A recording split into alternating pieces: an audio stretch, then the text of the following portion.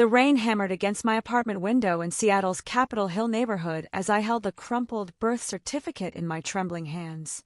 December 3rd, 2024. 24 years old, and I was about to learn that everything I thought I knew about myself was a carefully constructed lie.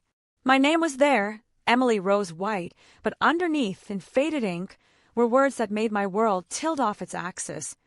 Birth mother, Sarah Martinez. Birth father, unknown. And at the bottom, stamped in red, Adoption Decree, King County Superior Court. The document had fallen from behind a family photo I was helping my mom organize for their Christmas cards. 24 years of Christmas mornings, birthday celebrations, family vacations, and bedtime stories, all built on a foundation of deception. As the Seattle skyline blurred through my tears, I made a decision that would change everything. Christmas Eve was 3 weeks away. The entire family would be gathered around the dinner table, surrounded by the warmth of traditions I thought were mine by blood. That's when I would ask the question that had been burning in my chest since the moment I found that paper. Who am I, really? But before we begin, leave a like, subscribe to the channel, and tell us where you're listening from. I should have known something was different about me. Growing up in Bellevue, in our pristine 2-story house with a perfectly manicured lawn, I was the only one in our family with dark curly hair and brown eyes. Mom and Dad, Janet and Robert White, both had blonde hair and blue eyes, features that seemed to skip right over me and land squarely on my supposed extended family. "You got Grandma Rose's coloring," Mom would always say when people commented on how different I looked. She had that beautiful Mediterranean look.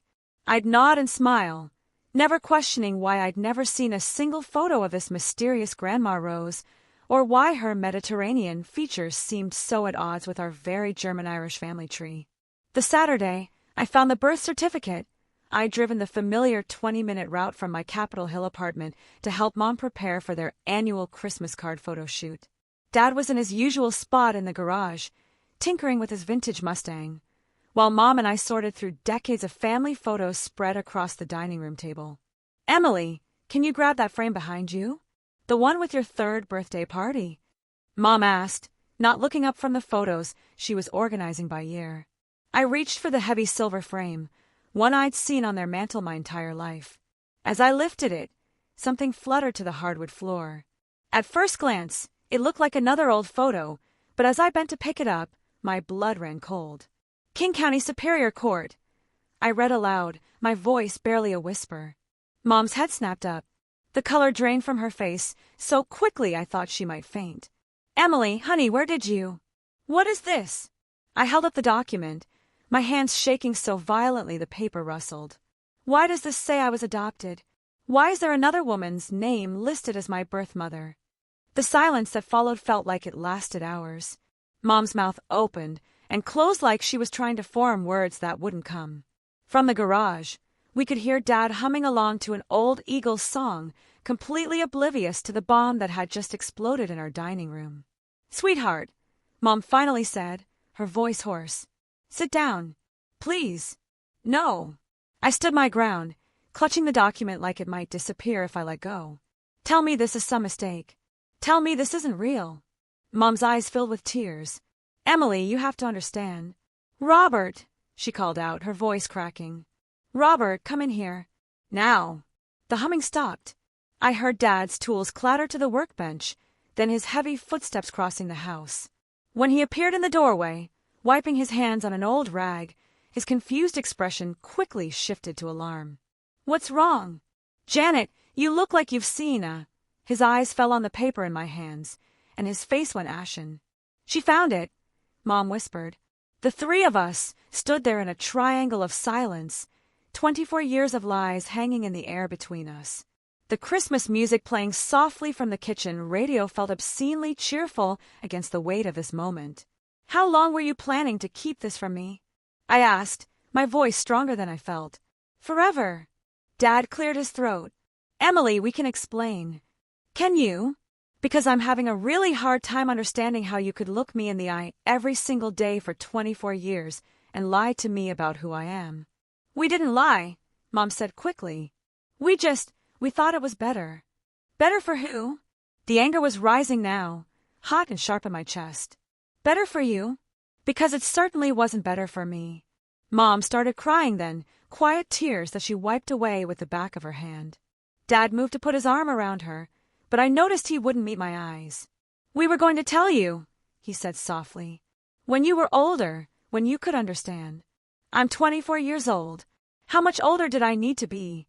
"You're right," Mom said, her voice barely audible. "You're absolutely right, and I'm so sorry.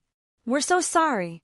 I stared at them, these people who had raised me, loved me, tucked me in at night and cheered at my soccer games and helped me move into my first apartment. People who had also lied to me about the most fundamental truth of my existence. "Who is Sarah Martinez?" I asked. Mom flinched like I'd slapped her. "Emily." "Who is she? Is she alive? Does she know about me? Do I have siblings? A whole other family out there that I don't know about?" "We don't know," Dad said quietly. "The adoption was closed. We only knew her first name and age when you were born. She was 17. 17. Younger than I was when I graduated college. The weight of that hit me like a physical blow. I carefully folded the birth certificate and slipped it into my purse. "I need to go." "Emily, please." Mom reached for me. "Let's talk about this. Let's sit down and—" "No." I stepped back. I can't do this right now." "When will you be ready?" Dad asked. "Because we want to tell you everything. We want to explain." I looked at them both, these strangers who wore the faces of my parents. "Christmas Eve," I said finally. "We'll talk about this at Christmas Eve dinner. When the whole family is here." Mom's eyes widened. "Emily, I don't think that's—" "Christmas Eve," I repeated, heading for the door. "If you want to explain, if you want to tell me the truth, then you can do it in front of everyone. No more secrets. No more lies." I was halfway to my car when I heard Mom call my name from the front porch. When I turned back, she was standing there in the December drizzle without a coat, her arms wrapped around herself. "We love you," she said, her voice carrying across the yard. "More than you'll ever know. You are our daughter, Emily. You always have been, and you always will be." I got in my car and drove away, but her words followed me through the Seattle rain, mixing with my tears and the growing certainty that nothing would ever be the same again. The next 2 weeks passed in a blur of sleepless nights and endless questions. I threw myself into my work at the nonprofit where I managed grant applications, but even the familiar routine of reviewing funding proposals couldn't quiet the storm in my head. I lived in a converted loft in Capitol Hill, a space I'd chosen specifically because it felt like me. Exposed brick walls, large windows overlooking the city, bookshelves filled with novels about people discovering who they really were. The irony wasn't lost on me now. My best friend Maya had been texting me constantly since I told her what happened. She worked as a social worker and had seen her share of adoption reunions, both successful and devastating. "You don't have to do this at Christmas dinner," she said during one of our late-night phone calls. "That's a lot of pressure on everyone, including you." I was curled up on my couch, watching the lights of downtown Seattle twinkle through the December fog. "I've spent 24 years living their version of the truth, Maya. They can spend one evening living with mine. But what if it goes badly? What if someone says something they can't take back?" I'd been thinking about that constantly. My extended family would all be there, my Aunt Linda and Uncle Tom, my cousins Jessica and Mike, my grandparents. People who had treated me like family my entire life, who had no idea they were living a lie too. "Maybe it's time everyone knew," I said. "Maybe I'm not the only one who deserves the truth. Have you thought about trying to find her? Your birth mother?" The question I'd been avoiding. Sarah Martinez. She'd be 41 now, assuming she's still alive. That's all I know about her. "Emily, there are resources. People who specialize in this kind of search. If you want to find her—" "I don't know what I want," I admitted. "Right now, I just want my parents to explain why they thought they had the right to make this decision for me. Why they thought lying was better than truth." Mom had called 12 times and left 8 voicemails. I'd listened to the first few, her voice shaky and desperate, pleading with me to come home so we could talk properly. But I wasn't ready. I needed time to process, to figure out how to move forward. Dad's approach was different. He'd sent a single text. "I know you're angry, and you have every right to be. We made choices we thought were right at the time, but we see now how wrong we were. Please don't shut us out completely. Love, Dad. It was so perfectly him, measured, careful, trying to take responsibility while still defending their actions. It made me both furious and heartbroken at the same time. The hardest part was looking at myself in the mirror. I'd always felt slightly out of place, like I was wearing clothes that didn't quite fit. Now I understood why. Every physical feature, every quirk of personality, every instinct that felt foreign in our family suddenly made sense.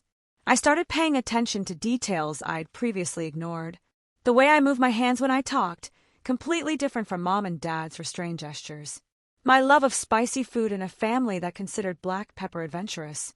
The fact that I'd always been drawn to music and art while they preferred sports and practical hobbies.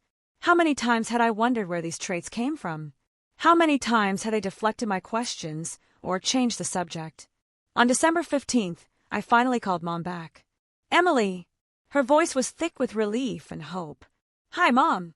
Oh, sweetheart. I've been so worried. Are you eating? Are you sleeping? It was such a perfectly Mom response that I almost smiled despite everything. I'm fine. Well, no. I'm not fine. But I'm taking care of myself. Good. That's good. A pause. Have you been thinking about what you want to know? Because your father and we've been talking, and we want to tell you everything. We should have done it years ago. Why didn't you? The question came out sharper than I intended.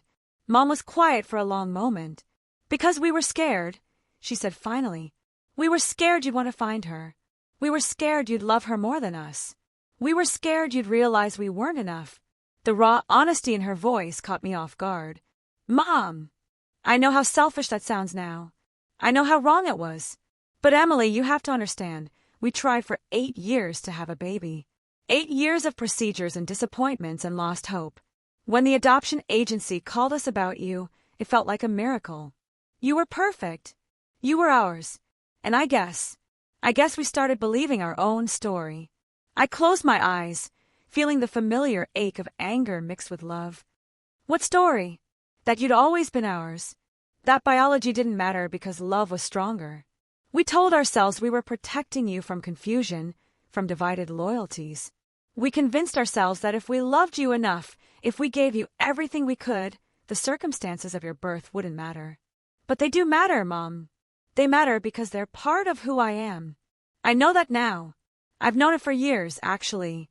Every time you asked about family history for school projects, every time you wondered why you didn't look like us, every time you seemed to be searching for something we couldn't give you, I knew we should tell you the truth. So why didn't you? Another long pause. Because I was afraid of this exact conversation. I was afraid of losing you. I felt tears starting again. You're not losing me. But Mom, you can't love someone by lying to them. That's not how love works. You're right. You're absolutely right, and I'm so sorry. We sat in silence for a moment, the weight of 24 years settling between us. Will you still come to Christmas Eve dinner? She asked quietly. Yes. But Mom, I meant what I said. If we're going to do this, if we're going to finally tell the truth, then everyone needs to hear it. Aunt Linda, Uncle Tom, Grandma and Grandpa, they all deserve to know too. Emily, I'm not sure that's wise. It might be overwhelming. It's been overwhelming for me for 2 weeks. Now it's their turn. Mom sighed. Okay, if that's what you need. It's what I need. All right, we'll tell everyone together. As a family. The word family hung in the air between us, carrying new weight in old wounds. Because that was the question at the heart of everything, wasn't it? What makes a family? Blood, love, truth, all of the above? I was about to find out. The week leading up to Christmas Eve was the longest of my life. Seattle was draped in its winter uniform, gray skies, persistent drizzle, and the kind of cold that seeps into your bones and stays there. I found myself taking longer walks around the neighborhood, past the Victorian houses in Capitol Hill decorated with twinkling lights, trying to imagine what my life might have been like in some alternate universe where my birth mother had kept me. Maya convinced me to meet her for coffee at our usual spot on Pine Street the Tuesday before Christmas. The cafe was packed with holiday shoppers and university students home for break, the air thick with the scent of cinnamon and espresso. You look terrible, she said by way of greeting, sliding into the worn leather booth across from me. Thanks. That's exactly what every girl wants to hear. I'm serious, Em. When's the last time you slept more than 4 hours? I wrapped my hands around my latte, seeking warmth I couldn't seem to find anywhere else. Sleep is overrated when your entire identity is in question. Maya leaned forward, her expression shifting to serious social worker mode. Have you considered that maybe this confrontation doesn't need to happen in front of everyone? Your parents made a mistake, a big one, but ambushing them at a family gathering could backfire. It's not an ambush. I warned them. Emily, you're not thinking clearly. You're hurt and angry, and you have every right to be. But once you say these things in front of your grandparents, your aunt and uncle, there's no taking it back. Are you prepared for how they might react? I'd been trying not to think about that. My grandparents, Robert's parents, were in their 70s and not in great health. Grandma Rose, the woman I was supposedly named after, had been battling heart problems for years. Aunt Linda was Mom's sister, and they'd always been close. This news would devastate her, too. They're going to find out eventually, I said. Don't they deserve to hear it from us rather than through gossip or accident? Maybe. But Emily, are you doing this because you think it's best for everyone, or because you want your parents to face consequences for their lies? The question hit harder than I expected. Was I being vindictive? Was this about justice or revenge? I don't know, I admitted. Maybe both. Maya reached across the table and took my hand. I'm not saying don't tell them. I'm just saying maybe consider telling them privately first. Give them a chance to process before making it a public family announcement. I pulled my hand away, suddenly irritated. They've had 24 years to process. They made their choice. And now you get to make yours. Just make sure it's the right one. That evening, I called my cousin Jessica. We'd always been close, more like sisters than cousins. She was 2 years younger than me and worked as a nurse at Seattle Children's Hospital. If anyone could handle difficult news with grace, it would be Jess. Em, I was just thinking about you. Mom's been going crazy getting ready for Christmas Eve. She made enough food to feed half of Seattle. That sounds like Aunt Linda. I paused, trying to figure out how to broach the subject. Jess, can I ask you something? Of course. What's up? Do you ever remember anyone in the family talking about? I don't know. Anything unusual about my adoption? There was a long silence. You're what? My heart sank. So she didn't know either. Never mind. It's not important. Emily, what are you talking about? What adoption? I closed my eyes, realizing I'd already said too much. I found some paperwork a couple weeks ago. I'm adopted, Jess. Mom and Dad never told me. The silence stretched, so long I wondered if the call had dropped. Jess! I'm here. Her voice was shaky. Are you sure? Are you absolutely certain? I found my original birth certificate. There's no mistake. Oh my God! I could hear her breathing, heavily on the other end. Emily, I had no idea. None of us knew. I swear if I'd known. I believe you. The question is, what do I do now? Have you talked to them about it? We're going to discuss it at Christmas Eve dinner. In front of everyone. Jess's voice pitched higher. Emily, that's going to be wow. That's going to be really intense. I know. But I'm tired of secrets. I'm tired of lies. I get it, I really do. But Em, this is going to change everything. For all of us. Grandma and Grandpa, Mom and Dad, Mike, we're all going to have to process this too. I know, and I'm sorry. I'm sorry you're all getting dragged into this. But I didn't create this situation. No, you didn't. And I'm not blaming you. I'm trying to wrap my head around it. You're my cousin.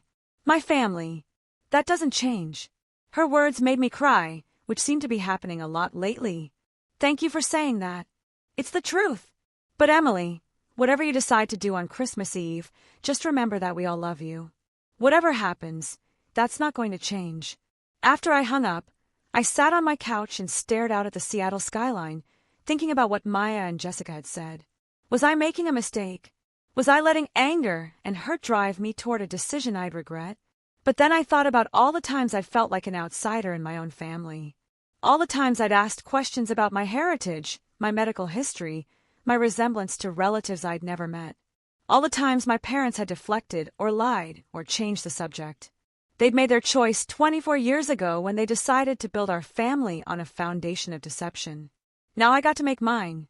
I picked up my phone and called Mom. Emily, is everything okay? I just wanted you to know that I called Jessica tonight. I told her about the adoption. Mom was quiet for a moment. How did she take it? She was shocked, but she handled it well. She said it doesn't change anything between us. That's good. That's what I'd expect from Jessica. Mom, I want you to know that I'm not doing this to hurt you. I'm not trying to ruin Christmas or tear the family apart. I know, sweetheart. I know. But I can't keep living with the secret. I can't pretend anymore that everything's normal when it's not. You're right. We should have told everyone years ago. We should have celebrated your adoption story instead of hiding it. The word celebrated caught me off guard. What do you mean? I mean, Emily, you were wanted. So desperately wanted. By us, obviously, but also by your birth mother. She chose us to raise you because she loved you enough to want the best possible life for you. That's something to be proud of, not ashamed of. I felt something shift inside me, a tiny crack in the wall of anger I'd built around my heart. Then why hide it? Because we were selfish. Because we were insecure. Because we thought if you knew the truth, you might realize we weren't your real parents. But you are my real parents. You're the ones who raised me, who loved me, who were there for every important moment of my life. The biology doesn't change that. No, it doesn't. But it took us too long to understand that. We talked for another hour, and by the time I hung up, some of the rage had transformed into sadness. Not just sadness for myself, but for my parents too. For the fear they'd carried all these years, for the love they'd felt but been afraid to trust, for the family bonds they thought were so fragile that honesty might destroy them. Christmas Eve was 2 days away. In 48 hours, I would sit down with my entire family and tell them the truth that had been hidden for over 2 decades. I would watch their faces change as they processed the news, see the questions and confusion, and probably some anger too.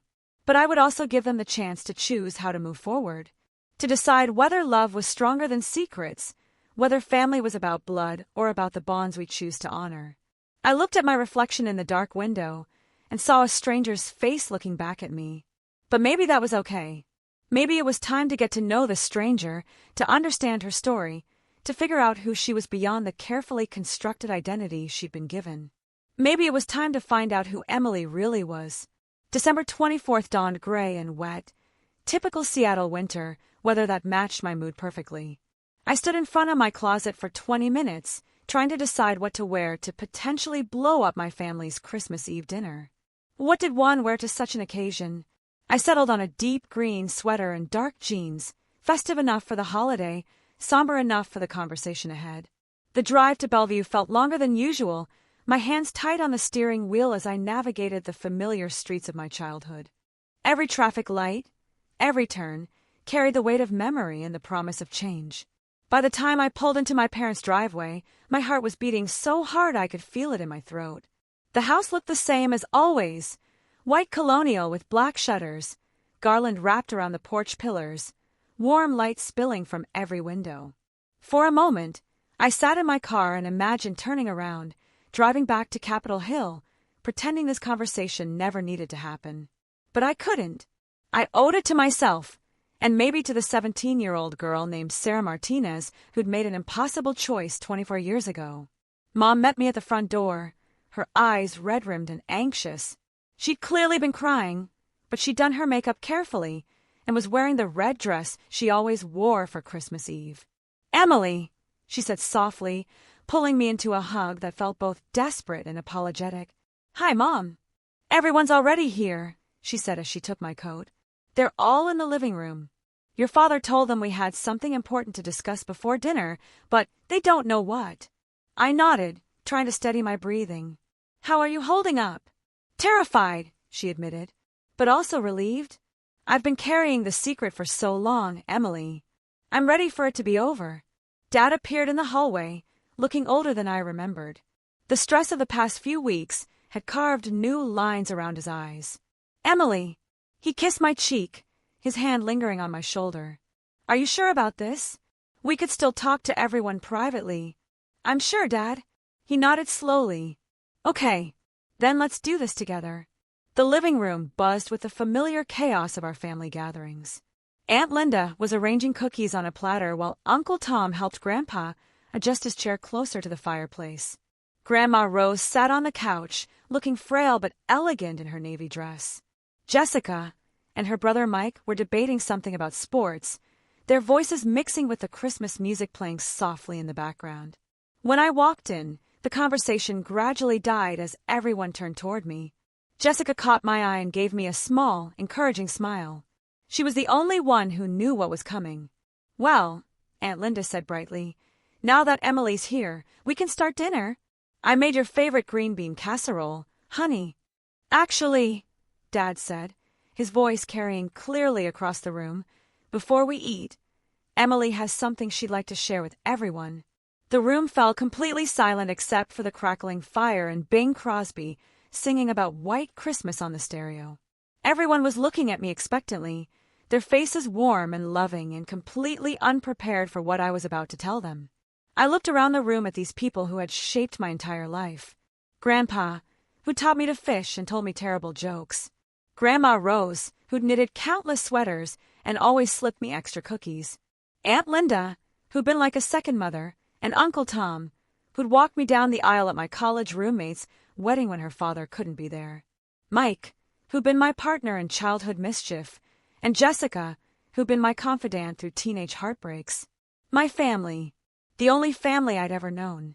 "I found something a few weeks ago," I began, my voice shakier than I wanted it to be.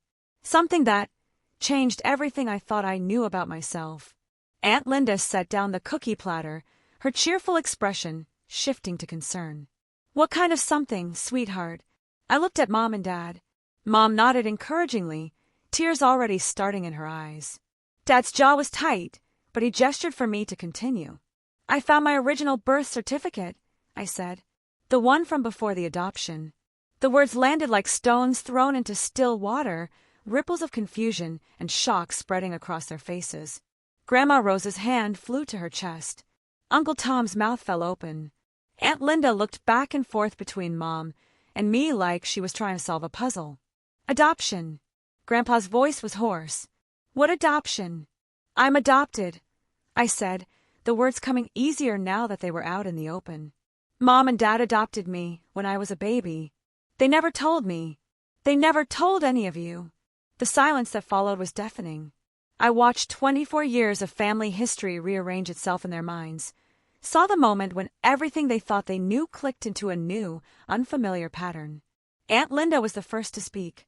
"Janet," her voice was barely a whisper, "is this true?" Mom was crying openly now, but she nodded. "Yes, it's true. How could you not tell us?" Grandma Rose's voice was stronger than I expected, sharp with hurt and confusion. "How could you keep something like this secret for 24 years? "Mom, we can explain," Dad started, but Grandpa cut him off. 24 years, Robert. 24 years of birthdays and holidays and family photos, and we never knew." "It doesn't change anything," Mom said desperately. "Emily is our daughter. She's your granddaughter, your niece, your cousin. This doesn't change any of that. Doesn't change anything." Uncle Tom's voice was rising. "Janet, you lied to us. All of us. For Emily's entire life." "We didn't lie." "What would you call it then?" Aunt Linda's voice was cold in a way I'd never heard before. "Because from where I'm sitting, this looks like a pretty massive lie." The room erupted in competing voices, everyone talking at once, accusations and defenses and questions flying back and forth. I stood in the middle of it all, watching my family fracture in real time. "Enough!" Jessica's voice cut through the chaos. Everyone turned to look at her, surprised by her outburst. "Just stop, all of you." She stood up from her place on the floor and moved to stand beside me. "Emily is still Emily. She's still our family. This news is shocking, and yes, Mom and Dad made a huge mistake keeping it secret. But right now, Emily needs our support, not our anger." Mike nodded and joined us. "Jess is right. I'm sorry this happened to you. I'm sorry you had to find out this way." "Thank you," I managed, my voice thick with tears. Grandma Rose struggled to her feet, and for a moment I thought she was going to leave. Instead, she walked over to me and took my hands in her paper-thin ones. "My dear girl," she said, her voice gentle. I don't care how you came to us. You're my granddaughter, and I love you just as much as I did 5 minutes ago. I broke down completely then, sobbing into her shoulder while she patted my back and made the same soothing sound she'd made when I was little and had scraped my knee or lost a toy. But I want to know everything, she said firmly, pulling back to look at Mom and Dad. No more secrets. No more lies. If we're going to be a family, we're going to be honest with each other. Mom and Dad looked at each other, communicating in that silent way couples develop after decades of marriage. Finally, Dad nodded. You're right, he said. You all deserve to know the whole truth. We moved to the dining room, the Christmas feast forgotten as we gathered around the table where I'd eaten thousands of meals, celebrated dozens of birthdays, and apparently lived my entire life without knowing who I really was. Mom made coffee while Dad retrieved a manila folder from his office, evidence of a secret life I'd never known existed. Emily was born on March 15, 2000, at Swedish Medical Center, Dad began, his voice steady but his hands shaking slightly as he opened the folder. Her birth mother's name was Sarah Elena Martinez. She was 17 years old, a senior at Garfield High School. I felt a chill run through me. Garfield High School was maybe 15 minutes from where I lived now in Capitol Hill. For 24 years, I'd been living in the same city where my birth mother had given birth to me. Sarah was an honor student, Mom continued, taking over the story. She wanted to be a teacher. She was planning to go to the University of Washington in the fall, but then she found out she was pregnant. Aunt Linda poured herself another cup of coffee with shaking hands. Why didn't she? What were her other options? She considered everything, Dad said carefully, but she felt strongly about carrying the pregnancy to term. She also knew she wasn't ready to be a mother. She was still a child herself. So she chose adoption, Grandpa said quietly. She chose us, Mom corrected. The adoption was semi-open initially. We met with her twice during the pregnancy. She was remarkable, Emily. Mature beyond her years. Thoughtful. Determined to do what was best for everyone. I tried to picture this girl, this Sarah, walking the halls of a high school I'd driven past countless times, carrying me while making one of the most difficult decisions a person could make. What did she look like? I asked. Mom smiled for the first time since we'd started this conversation. Like you. She had your dark curly hair, your brown eyes, your smile. She was petite but strong like you. And she had this way of moving her hands when she talked. Mom demonstrated, and I recognized my own gestures reflected back at me. Did she tell you anything about the father? Dad's expression grew more serious. Not much. She said he was a classmate, that he wasn't ready to be a father and wouldn't be part of the decision. She didn't want to pursue child support or any kind of legal connection. So he doesn't know about me either? We don't think so. The room fell quiet as everyone processed this information. I had a birth father out there somewhere who might have no idea I existed. The thought was overwhelming. What happened after I was born? I asked. Sarah held you for about an hour, Mom said, tears starting again. She wanted to say goodbye. Then the adoption counselor brought you to us. You were perfect, Emily. 7 pounds, 2 ounces, with a full head of dark hair and the strongest grip I'd ever felt. Did she want updates? Photos? Contact?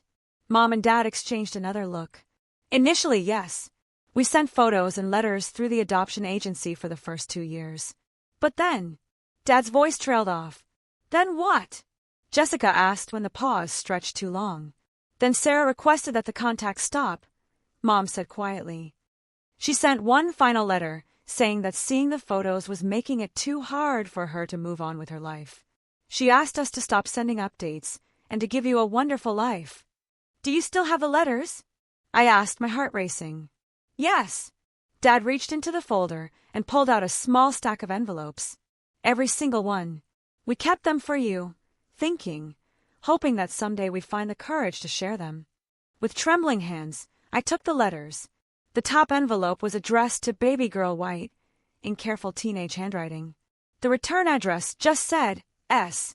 Martinez, with no address. Can I looked around the table at my family, because they were still my family, even with all the revelations. Of course, Grandma Rose said gently. Read them, sweetheart.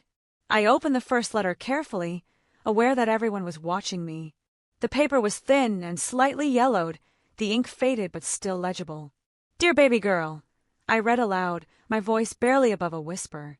"I hope your new parents are reading this to you, even though you're too little to understand. I want you to know that I love you more than anything in the world, which is exactly why I had to let you go." I paused, overwhelmed by the raw emotion in those simple words. Around the table, I could see my family members wiping away tears. "I'm not old enough to be your mom yet, not in the ways that matter. You deserve someone who can give you everything, a stable home, two parents who are ready for you, opportunities one can't provide right now. Your new parents seem wonderful. They love you already. I can see it in their eyes." I looked up at Mom and Dad, seeing them through new eyes, as the young couple they'd been 24 years ago, desperate for a child, probably terrified and overwhelmed by the responsibility. "I promise I'll always love you even from far away. I promise I'll think about you every day and wonder what you're learning, what makes you laugh, what your first words will be. I hope someday you'll understand that giving you up was the hardest thing I've ever done, but also the most loving." My voice broke on the last words. Uncle Tom reached over and squeezed my shoulder. "There's more," Dad said gently. I nodded and picked up the second letter, dated 6 months later. "Dear Emily," I read, "your parents sent me a photo of you sitting up on your own. You look so happy and healthy. You have my grandmother's eyes. She passed away when I was 15, but she would have loved you so much. I'm starting college in the fall. I'm going to study education like I planned. I think about you every day." The letters continued like that. Updates on Sarah's life mixed with expressions of love and hope for mine. She graduated high school as valedictorian. She'd started at the University of Washington studying elementary education. She'd made the dean's list her freshman year. The final letter was dated 2 years after my birth, and it was different from the others. "Dear Emily," I read, my voice steadier now. "You're walking now. Your parents sent me the most beautiful photo of you taking your first steps. You look so much like my grandmother, but you have your own special light. I need to tell you something important. This will be my last letter. Seeing you grow up in photos is wonderful, but it's also breaking my heart. I need to let you go completely so I can build my own life. Please don't think this means I love you any less. It means I love you enough to truly let you be theirs. Live a beautiful life, my sweet girl. Be happy. That's all I ever wanted for you." The room was completely silent when I finished reading. Even the Christmas music had stopped playing, leaving only the sound of the fire crackling and the rain against the windows. "She sounds like an incredible person," Aunt Linda said finally. "She was," Mom agreed. "She is. I hope she became the teacher she wanted to be. I hope she has the life she dreamed of. Do you think—" I started, then stopped, not sure I was ready for the answer. "Do you think she'd want to meet me now? If I try to find her?" Dad leaned forward. "Emily, I don't know. 24 years is a long time. She might have a family of her own now.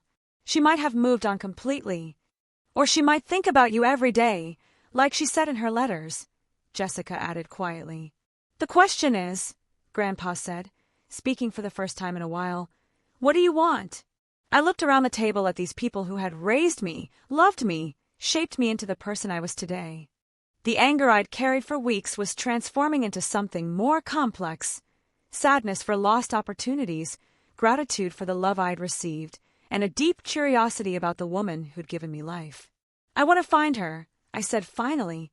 "Not to replace any of you, not because I don't feel like part of this family, but because she's part of my story too, and I need to know how that chapter ends." Mom nodded, tears streaming down her face. "Then we'll help you find her." "We will." Dad looked surprised. "Robert, we've done enough damage by keeping secrets. If Emily wants to find Sarah, then we're going to support her. We're going to do whatever we can to help." "What if she doesn't want to be found?" Mike asked gently. "Then I'll respect that," I said. "But I have to try. I have to at least try." Grandma Rose reached across the table and took my hand. "You're brave, my dear. Braver than we were, apparently."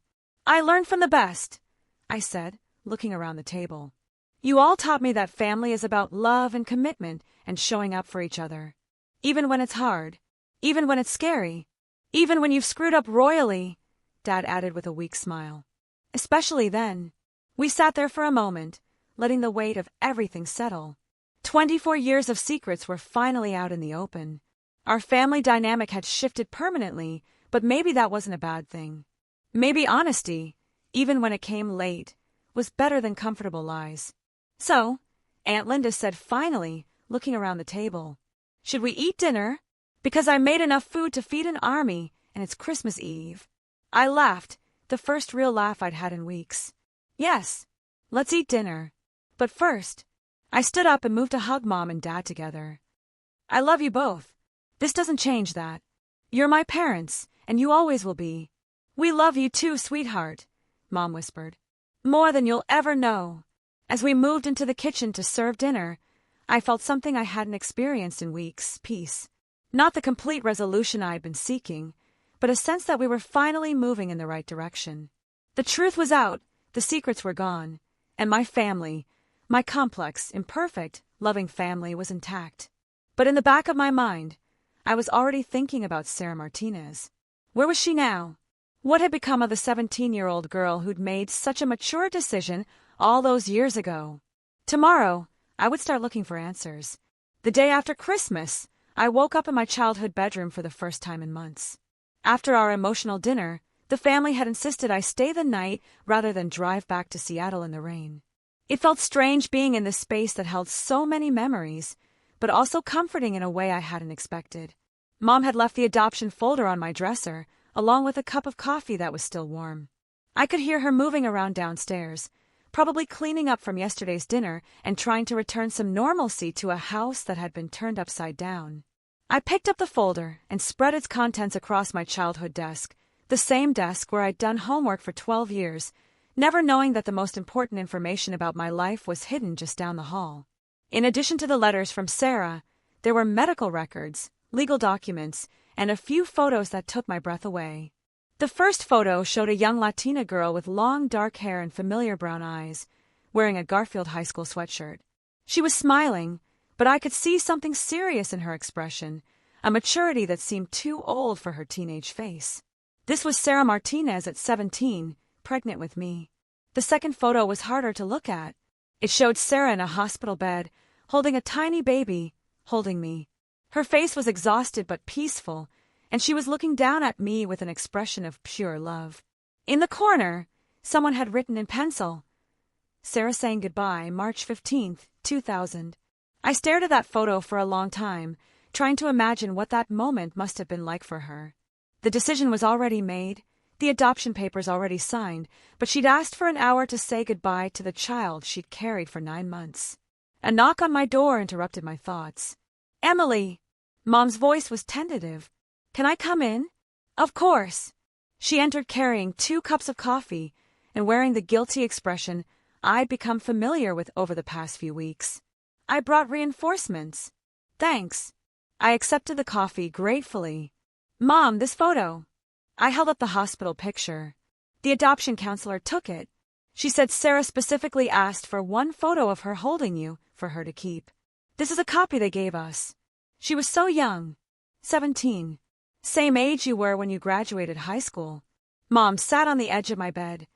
I look at that photo sometimes and marvel at her strength. I don't think I could have made that decision at 17. Hell, I don't think I could make it now. "Do you think she ever regretted it?" Mom considered the question carefully. "I think she might have had moments of doubt, like anyone would. But Emily, you have to understand, she wasn't pressured into this decision. She considered all her options, talked to counselors, thought it through for months. This wasn't a snap judgment or something someone else forced on her." I nodded, trying to process this new understanding of my origin story. "Mom, I want to start looking for her today. Will you help me?" "Yes, absolutely. Where do we start?" I'd been thinking about this all morning.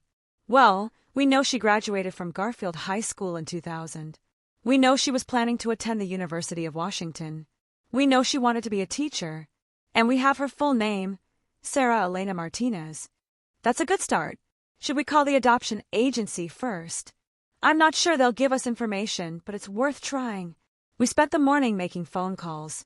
The adoption agency was sympathetic, but explained that Washington state law required birth parents to initiate contact unless they'd specifically consented to being found. They could put my information on file in case Sarah ever contacted them, but they couldn't give us her current information. What about the University of Washington? Mom suggested. If she did attend, they might have alumni records. Good idea, but they probably won't give out personal information either.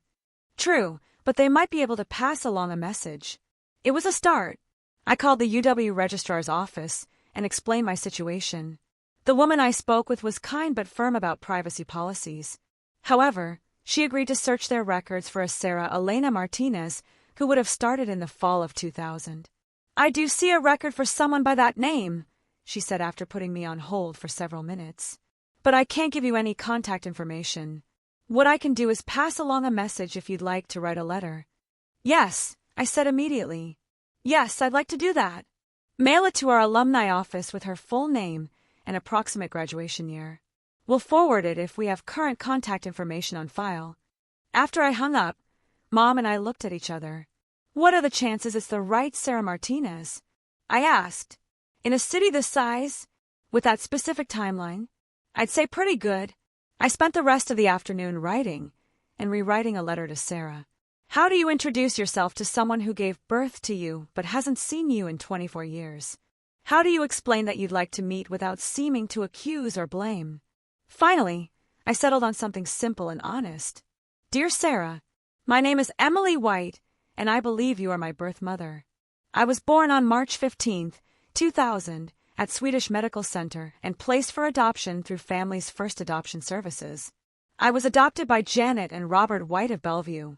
I want you to know that I had a wonderful childhood and loving parents. I'm not writing because anything was wrong with my life or because I felt like something was missing.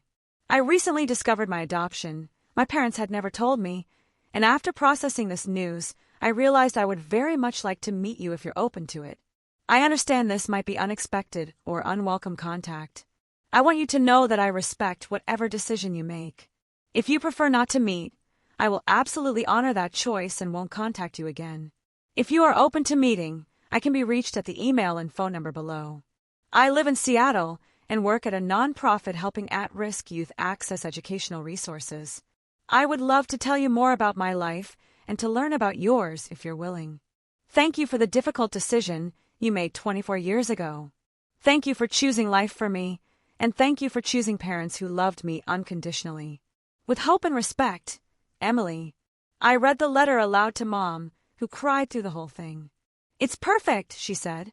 It's honest and respectful and sounds exactly like you. What if she doesn't respond? Then you'll know you tried. But Emily, something tells me she will respond. A mother doesn't forget her child, even after 24 years. That evening, Dad drove me to the university to deliver the letter in person. The campus was mostly empty during winter break, but the alumni office had an after-hours drop box. As I slipped the envelope through the slot, I felt like I was taking the biggest leap of faith of my life. Now what? I asked Dad as we walked back to his car. Now we wait. And Emily, yeah, whatever happens, whatever Sarah decides, you handle this exactly right. You're giving her a choice, showing her respect, and being honest about your intentions. That's all anyone can ask for. The drive back to my parents' house was quiet, both of us lost in our own thoughts. As we pulled into the driveway, I realized that regardless of whether Sarah responded to my letter, something fundamental had already changed. I was no longer living with secrets. I knew my story, or at least the beginning of it. The rest was up to Sarah Martinez, the woman who'd given me life and then given me up, who'd loved me enough to let me go, who'd asked for one photo, and then disappeared from my life to build her own.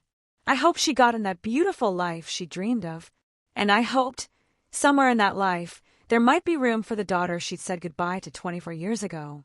My phone buzzed with a text from Jessica. Any word yet? Just sent the letter today, I replied. Now the waiting begins. I'm proud of you, cuz. Whatever happens, you're handling this with so much grace. Grace. It wasn't a word I would have used to describe myself over the past few weeks, but maybe Jessica was right. Maybe there was grace in choosing truth over comfort, in reaching out despite the risk of rejection, in trying to understand rather than simply judge. As I got ready for bed in my childhood room, I looked again at the photo of Sarah holding me in the hospital. Tomorrow, that letter would be somewhere in the university mail system, making its way toward a woman who might or might not want to hear from the baby she'd held for one precious hour 24 years ago. All I could do now was wait and hope and trust that love, in all its complicated forms, would find a way forward. 3 weeks later, I was at work reviewing grant applications when my phone rang. The number was local but unfamiliar, and I almost didn't answer. Something made me change my mind at the last second. "Hello, Emily." The voice was soft, slightly accented, nervous. This is Sarah Martinez. I got your letter." My heart stopped. I literally forgot how to breathe for a moment, staring at the grant application in front of me while the voice of my birth mother filled my ear. "Sarah." It was all I could manage. "I wasn't sure I should call. I've been carrying your letter around for 3 days, reading it over and over, trying to decide what to do." "I'm so glad you did. Call, I mean. Are you?" "Because, Emily, I have to tell you, this is the most terrifying phone call I've ever made." I laughed, surprising myself. "Me too. I'm shaking." "Good. I mean, not good that you're shaking, but good that I'm not the only one." There was a pause, and I could hear traffic in the background on her end. "Sarah, can I ask, are you okay? Are you happy? Did you become a teacher like you wanted?" "I did." I could hear the smile in her voice. "I teach 4th grade at Beacon Hill Elementary. I've been there for 18 years now." "That's wonderful. That's exactly what you wanted. What about you? Your letter mentioned working with at-risk youth." "I work at a nonprofit that helps kids access educational resources. Scholarships, tutoring, college prep programs. I guess we both ended up working with children." That's beautiful, Emily. I'm so proud of you." The words hit me harder than I expected. "Thank you." "Listen," Sarah said, her voice becoming more tentative. Would you like to meet? In person? I understand if you're not ready or if." "Yes," I said immediately. "Yes, I would love that." "Okay. Good."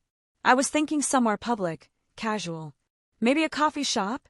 We arranged to meet the following Saturday at a cafe on Capitol Hill, just a few blocks from my apartment. For the rest of the week, I was a nervous wreck. I changed my outfit 6 times that morning before settling on jeans and a blue sweater, something that felt like me without trying too hard.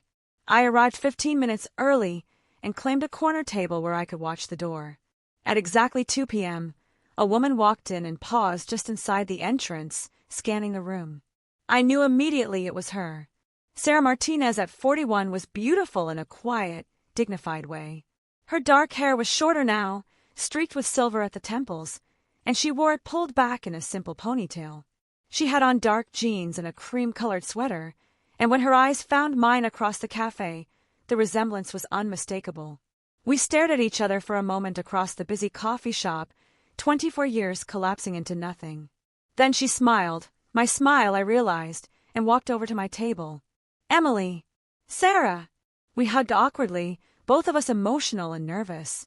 She smelled like vanilla and something floral, and when she pulled back, her eyes were bright with tears.